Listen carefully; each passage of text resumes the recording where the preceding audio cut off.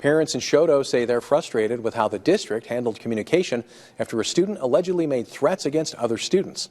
The district says the student is no longer on campus, and they've now put a list of new security measures in place. Choteau Public Schools confirms the incident began last Wednesday, but parents didn't get an email until Friday evening, just before a school event. The district says the student involved will not return to campus while the investigation and school processes continue.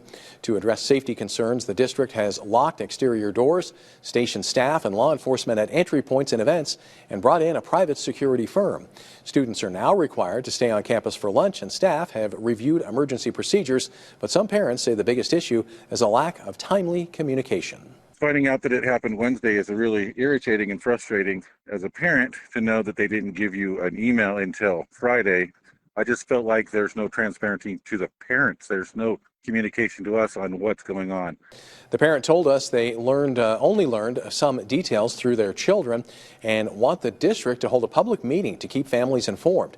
District officials maintain that based on the new measures and their coordination with law enforcement, they are confident in the safety of their facilities.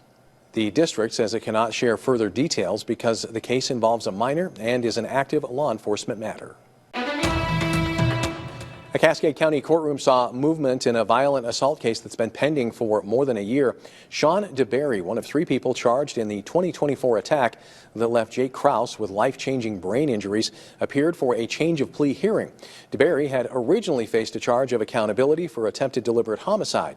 Today, that charge was reduced as part of a plea agreement.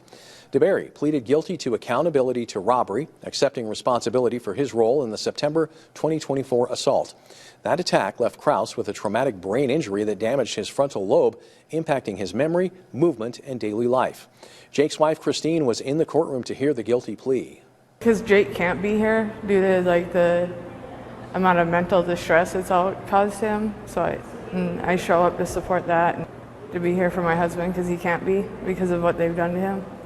With DeBerry's guilty plea, prosecutors will now prepare for sentencing. Another defendant, Nathaniel Farrago, has also signed a plea deal admitting to robbery in exchange for prosecutors dropping an aggravated assault charge. Prosecutors are recommending 40 years in the Montana State Prison. Sentencing is expected next month, and a third defendant, Jesse James Edwards, who was 14 at the time of the assault, has been charged as an adult for attempted deliberate homicide and is scheduled for a status hearing next month.